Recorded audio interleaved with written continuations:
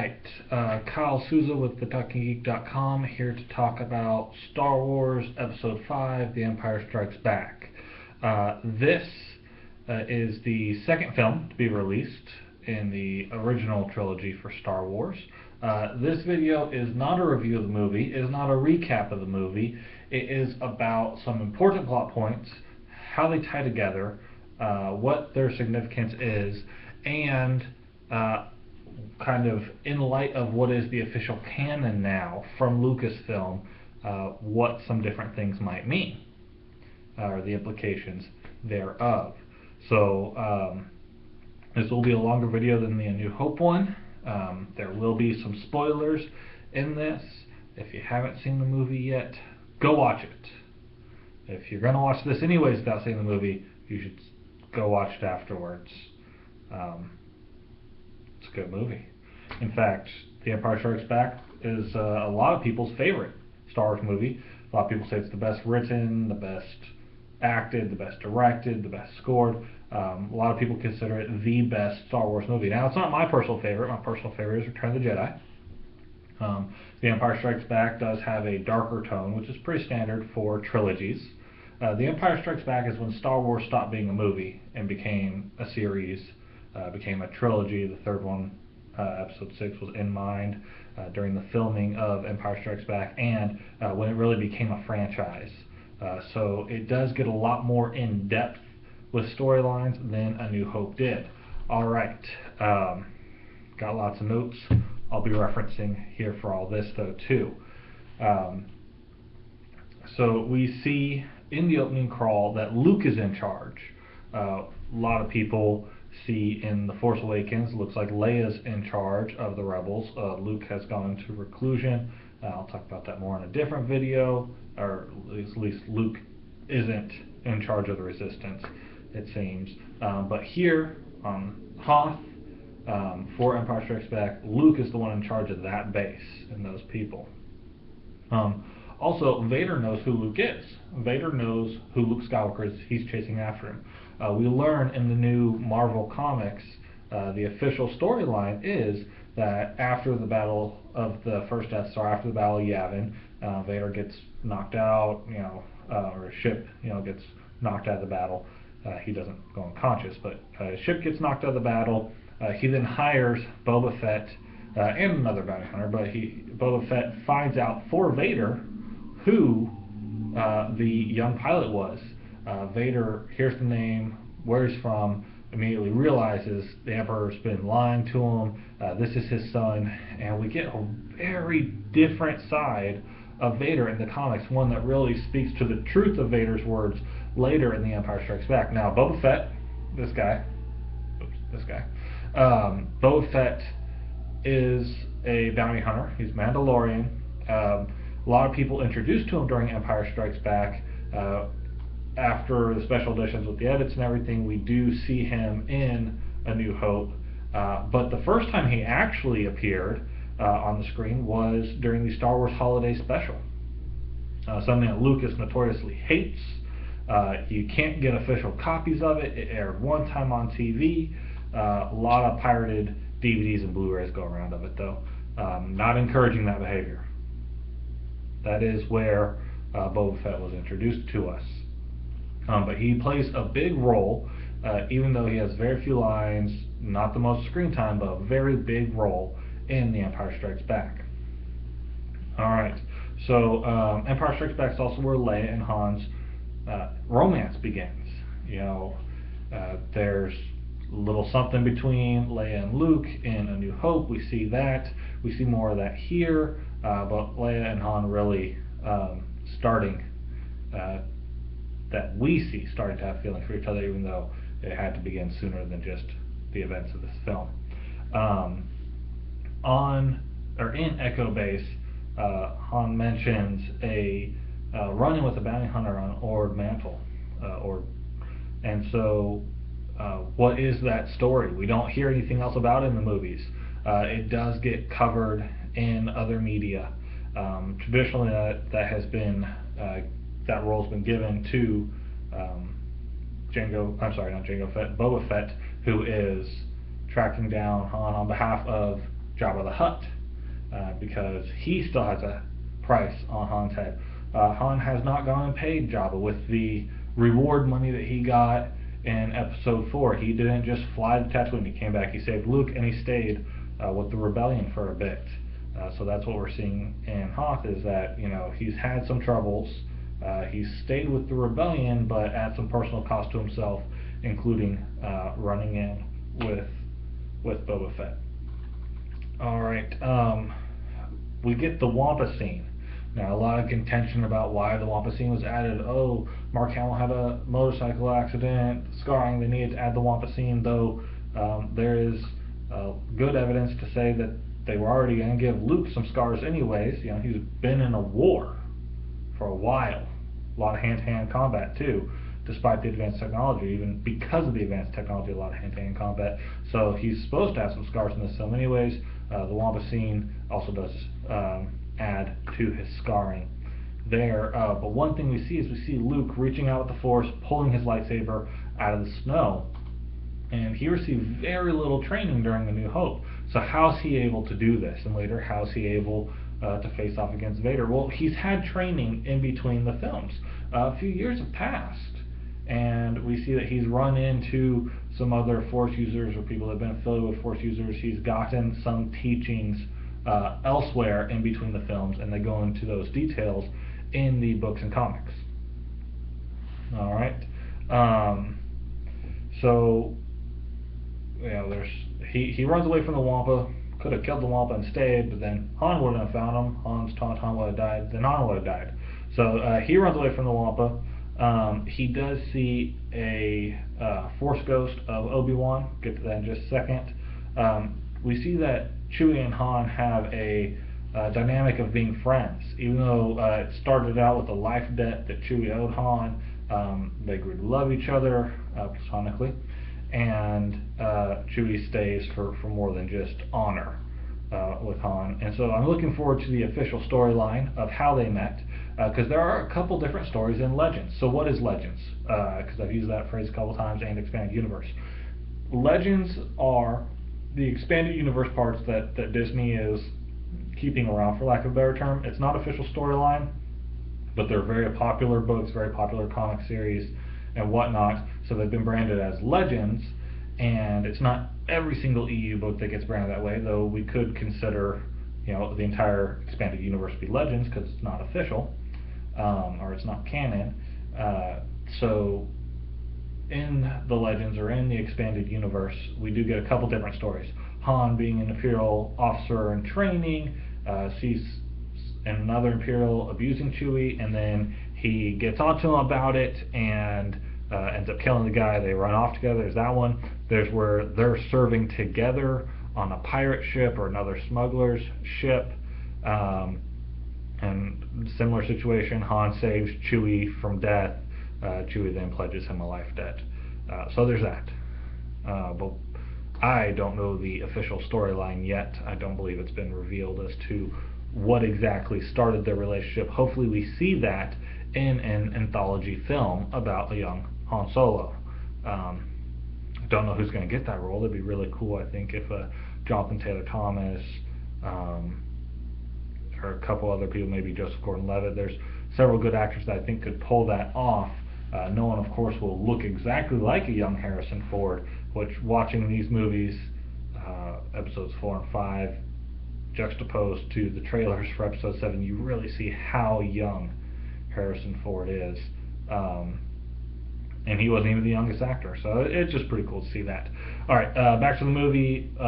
Luke is hallucinating, maybe, in the snow. We see the Force Ghost. He's not hallucinating. It is a Force Ghost. Obi-Wan is able to communicate with him, and we see that it wasn't just Obi-Wan's words he was hearing rattle around inside his head during the Battle of Yavin, that Obi-Wan is able to manifest himself via the Force to Luke. Also able to offer some training that way, words of advice, encouragement, direction, things like that. This is where he commands him to go to the Dagobah system and seek out Yoda. Alright, we also see on Hoth a non-Force user using a lightsaber. So that's important. Han picks up a lightsaber. Now it's just a slice open an arrow. He doesn't get too fancy with it. But it does drop into our minds that Finn doesn't have to be a Force user. People don't have to be Force users. General Grievous is a good example in the prequels. You don't have to be a Force user to use a lightsaber, but it helps. Alright, so, Han says to Luke after saving him, that's to Yomi kid.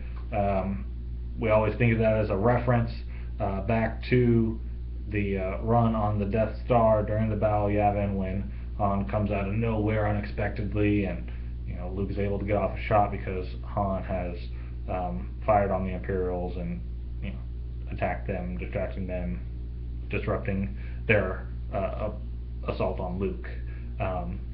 But maybe Luke's already paid him back for that, and there's something else that he owes Han for. We don't know. So again, looking forward to the hole in between these two movies being completely filled with official storyline. Alright, Han takes off Leia. Leia kisses Luke. Now, they don't know they're siblings, but keep it in mind. It's going to be important later on. So Leia gives Luke a real kiss, and Han's not too happy about that, though Luke looks pretty proud of himself. So we've got the idea of also that there are several Star Destroyers. There's not just one. The Imperial fleet is gigantic. They are a large governing body with a large military force.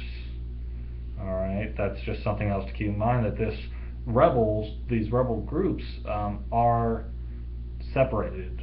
They are not one cohesive unit. They do work together, but they are often by themselves. They are the underdog. They are not the majority, which also helps us root for them, right? Everybody likes an underdog. Alright. It is during this film that the events of the N64 game Shadows of the Empire take place, with Dash Rendar and the Outrider, which we see in A New Hope, taking off over Mos Eisley. So we don't see him or those people in this film, which is part of the point of the video game, but it'll be cool to see that and what they do with that as far as official storyline goes, because we do know that the Outrider is official, though Dash Rendar hasn't been made official yet. Alright, so with everything that happens with Battle of Hoth, we go past that. Luke on Dagobah, and R2's getting out of the X-Wing, and he falls into the water. Why didn't he use his jets? We see jets in the prequels. Well, one, budget for this. They couldn't quite pull that off with the special effects and what they needed here. Again, the prequels, there's some issues with things seeming more advanced, but by this time, R2 is a very old unit. R2 is a very old astromech. We see with him being in service in the prequels, when Anakin is a young child. We don't know exactly how old R2 is, but he's 30 plus years old. After a while, those rockets, we could explain it away if we wanted to retroactively give some reason that they had stopped working or something, because we do also see him use those a lot in the Clone Wars TV show. Alright, one thing I want to note is the Rebel flight suit, the shoulders on them, got all these stripy things on it. Luke's jacket at the end of A New Hope got a very similar design. Finn's jacket in The Force Awakens, similar design. So I think that those are purposely linked. It is also obviously a style choice for the Star Wars universe. Not all the clothes that everybody wears could be custom made, and there are lots of Rebel flight suits, and so I just think it's interesting to see that parallel. Again, I think that Finn is a Skywalker. I'd love for him to be Luke's son, and him having a jacket with so many similarities.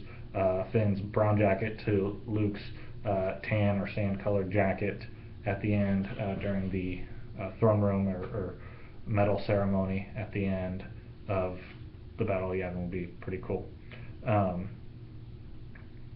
Okay. So why Dagobah though? How is Yoda on Dagobah? How is he not discovered? Why would he go to this backward swamp planet? Well, without civilization on the planet, Luke says he doesn't see any settlements. Yoda doesn't have to deal with people, doesn't have to deal with being recognized, doesn't have to deal with any sort of authorities. So that's good for him. Also, the dark side cave, the cave where Luke has his run-in with Vader via the Force hallucination there. It is part of the expanded universe that a very strong Sith Lord resided on Dagobah at one point, died there. That cave was his home, and that's how that cave became imbued with the dark side. And so the idea is that Yoda went there, and Yoda being as strong as he is, and this dark side presence being as strong as it is, kind of cancel each other out, so that the Emperor and Vader don't sense his presence so much. So that's just an interesting tidbit there. How does Yoda not recognize R2? Again, it's not necessary that he doesn't. R2 is part of the astromech mass-produced line. We do see a lot of similar ones to R2 throughout the movies and series. We don't see anything exactly like him. Yoda is also very old. He's acting very eccentric, nearly senile at some points it seems. Though Yoda does get developed later, his attitude does change very drastically at one point during this film, though, in a few minutes. So also, Yoda didn't deal a lot with droids. We see that during the Clone Wars, that droids and Yoda weren't they weren't buddy buddy. It wasn't like Anakin and R2, or Vader should at least recognize them. So very different there. Leia and Han kiss. C-3PO interrupts them, but again we see that romance growing there. We hope that carries through into The Force Awakens. We see an embracing between the two of them, Leia and Han, and it'd be nice if they stayed together that whole time, but we don't know. Don't know that one. Not yet, at least. In a week we will. Alright. Also, Yoda's actions, everything, it's pretty standard we see for the Jedi to not play devil's advocate, but be deceptive a little bit, not be themselves, in particular when they're vetting a new acquaintance. When Yoda here is, he's not saying that he is Yoda, just like Ben didn't immediately say he was Obi-Wan, but it gets revealed. That's also a trope that Lucas liked, the idea of this unassuming character being a powerful character. We see that through a lot of Greek stories also. Okay, Yoda also says that he's been watching over Luke from afar, so via the Force, just like in Star Wars Rebels, Yoda's able to communicate with Canon or watch over Ezra some, that Yoda was also able to help keep an eye on Luke through the Force, so that's cool. Luke is going through a bit of a Jedi boot camp. Not much time passes. We do see that the chase is happening. They hide in the asteroid belt. Everybody on the Millennium Falcon is doing a bunch of stuff. Luke's appearing to already be in Dagobah at that point. Light speed, very fast travel. Going into hyperspace, very fast travel. So Luke is on Dagobah while his friends are dealing with some stuff. Luke going through kind of a Jedi boot camp there. We don't know exactly how long he's present. Luke does go into the cave, again imbued with the dark side of the Force. He says he feels cold. That's a tradition that's kept through the entire series and the TV shows.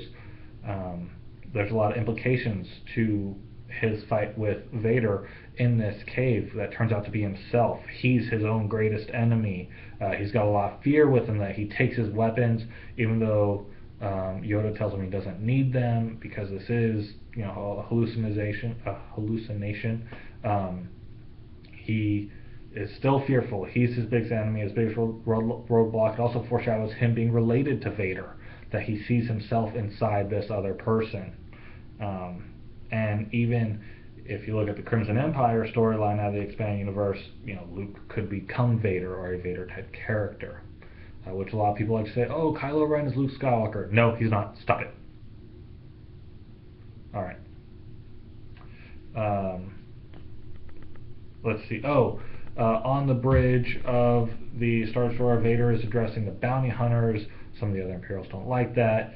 He specifically says to Boba Fett, no disintegrations. He wants these people alive, no disintegrations. That leads a lot of people to talk about how Boba Fett really killed the Lars family and that he was on Tatooine the whole time, and that's just not the story. That's not canon. That's not the way it is, and it is cool to think about and fun and everything, but at some point you gotta put down the ideas and go with what we know is the truth for these storylines, and that's just not the way it is. So no disintegrations. Boba Fett, I see the point of that, and everything that's said is that Boba Fett has a reputation. We see that with Jango Fett. He always gets his guy, right? That's Jango Fett's deal. Boba Fett, a very intimidating force, a very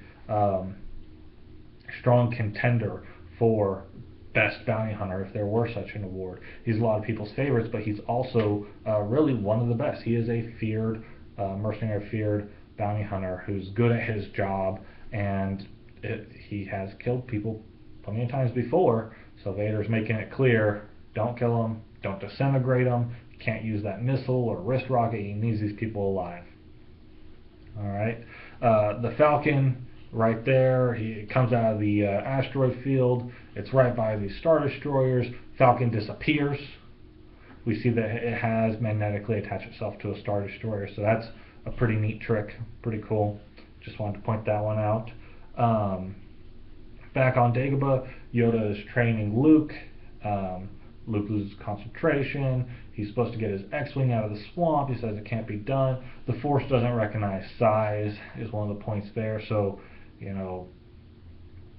just one thing to point out about the Force and the Force magic, as it were, is that your wielding of it isn't dependent on your physical powers, and your what you do with it isn't depending on the physical attributes of what you're dealing with either. So just something to keep in mind here.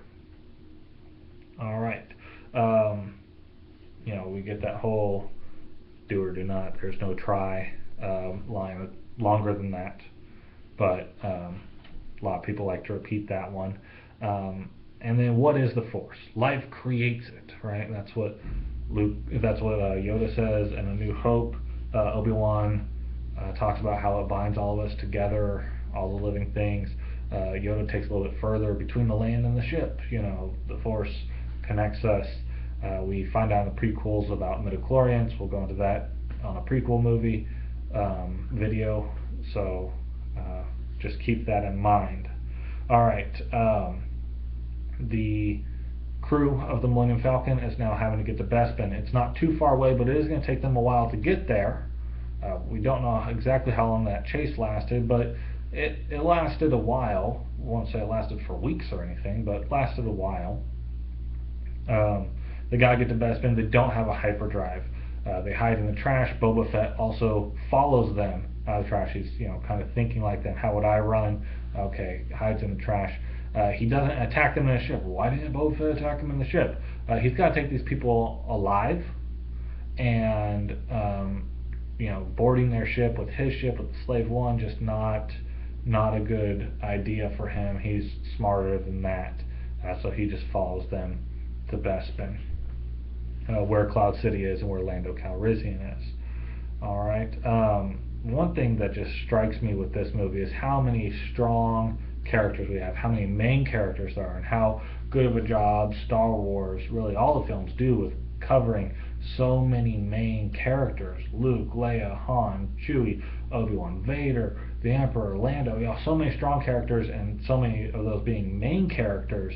They're able to follow those multiple storylines, interweaving storylines, parts where they're together, so much better than so many other movies. You look at the Avengers movies, where every Avenger gets his own movie, and then they bring them together for one Avengers movie, and they do a good job there also. They didn't really have that option with Star Wars. They had to do a good job inside one film telling multiple stories about different main characters. And again, the original trilogy is about Luke Skywalker, the prequel trilogy is about Anakin Skywalker, but it's about all these people, and I just love Star Wars, love how good of a job they did with that dynamic in particular. Alright, so we also get introduced to Lando Calrissian. Now we've seen Lando in Rebels. So he's got some stories to tell. He's got some stories that'd be really cool to see in the anthology films. Alright, but we are seeing some of him in Rebels, which is pretty cool. What's the point of Cloud City? This really gets into the difference between a blaster in Star Wars and when we think of a laser gun.